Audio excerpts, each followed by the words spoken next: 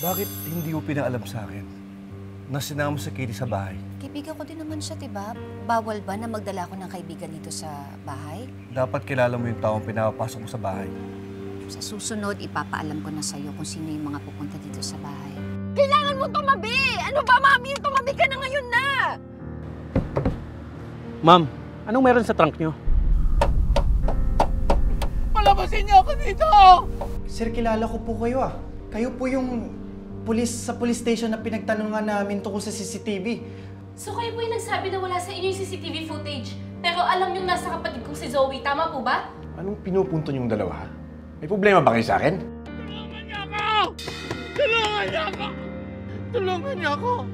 Ikinulong ako dito ng manugang ko. Gusto ko patayin ng manugang ko. Palabasin niyo ako dito.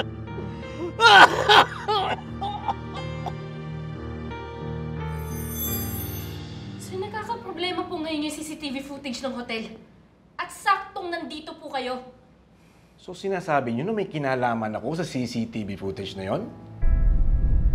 Hindi ko gustong tono ng pananalita niyo, ha? Sir, sagutin niyo po ako.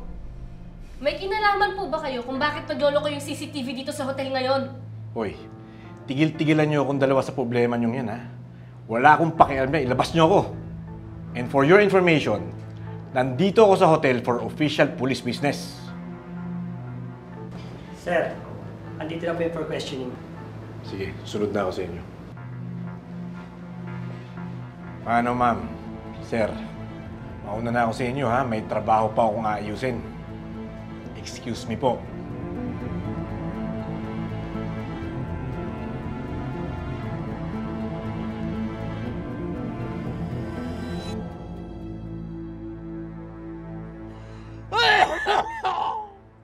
Anong ginangaw-ngaw-ngaw mo dyan, ha?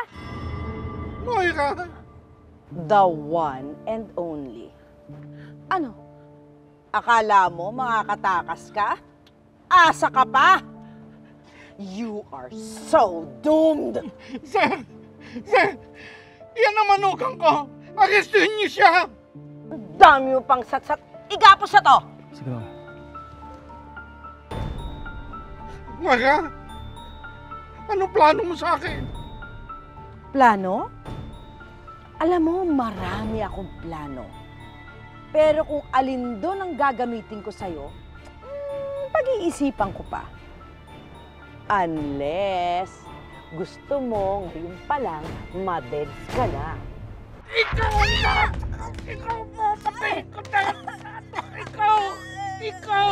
Ikaw natin sa iyo! Ang dami mo ng mahirap kakanahan! Mamatay ka! Mamatay ka! Mahayop ka! Ma'am!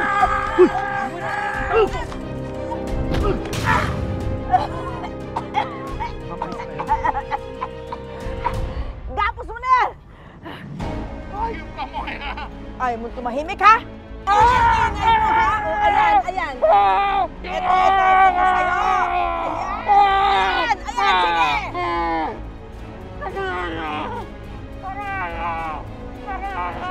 Yan ang napapala ng mga pakilamero. Ikaw naman, tinakot mo ko kanina. Pasensya na, ma'am. Kailangan ko makasigurado na ikaw yung tinawag ng boss ko bago kita tulungan.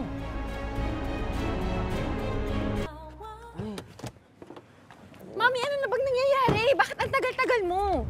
Relax ka lang, hinihintay natin si Vasquez makarating dito. Oh, nasa na siya? Nasa na yung kausap mo? Oh, ayan na, ayan na. Ano ba nangyari sa'yo, ha? At ba ang tagal-tagal mo sa kamana galing? Teka lang naman, ma'am. Kailangan ko pa iligpit yung kotse ko. Asan ba yung susi nito? Ito.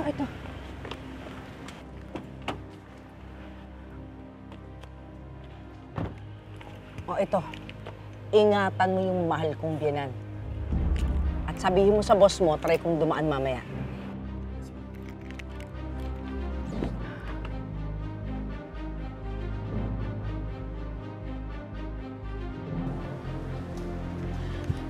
Mom, you didn't kill him, right?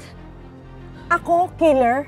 Zoe, ako nga muntik patayin ng lolo mo. Sinakal niya akong pagkahigpit-higpit kanina. Tignan mo, namumula pa nga, oh.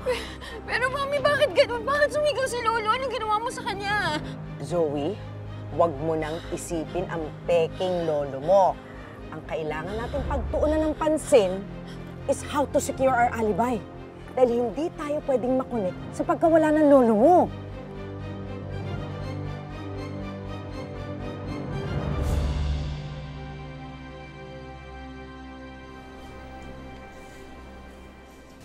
Ate, are you sure na sasamahan mo ako sa med school? Oo naman, sinabi ko na sa'yo kanina eh. Thank you. Oh, bakit parang hindi ka masaya? May iniisip kang malalim. Ano bang problema?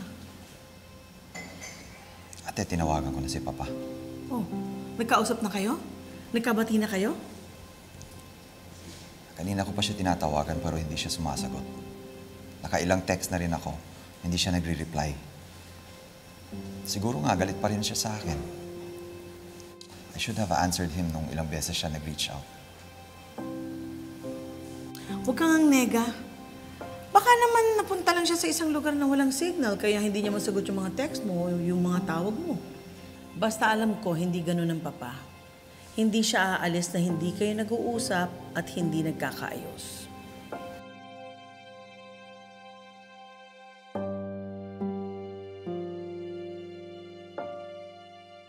Tara na. Oh, baka ang papa na to. Ay, si Annalyn. Hello, pamangkin? Hello po, Tita Giselle. Oh, Annalyn, bakit? Sinubukan ko pong tawagan kanina si tatay, kaso umalis daw po siya, magkasama daw po kayo. Oo, kasama ko siya ngayon. Nasa harap ko nga. You wanna talk to him? Kasama niyo po ba si Lolo? Hindi, bakit? Tita Giselle, 2 oras na po kasi simula po nung sinabi po ni Lolo magkita po kami dito eh, pero wala pa rin po siya. Nawawala po yata si Lolo. O sige, babalikan kita ha? Okay, bye. Ano daw, ate? May usapan daw sila ng papa na magkikita sila. 2 oras na daw, hindi pa nagpaparamdam. Nawawala daw ang papa.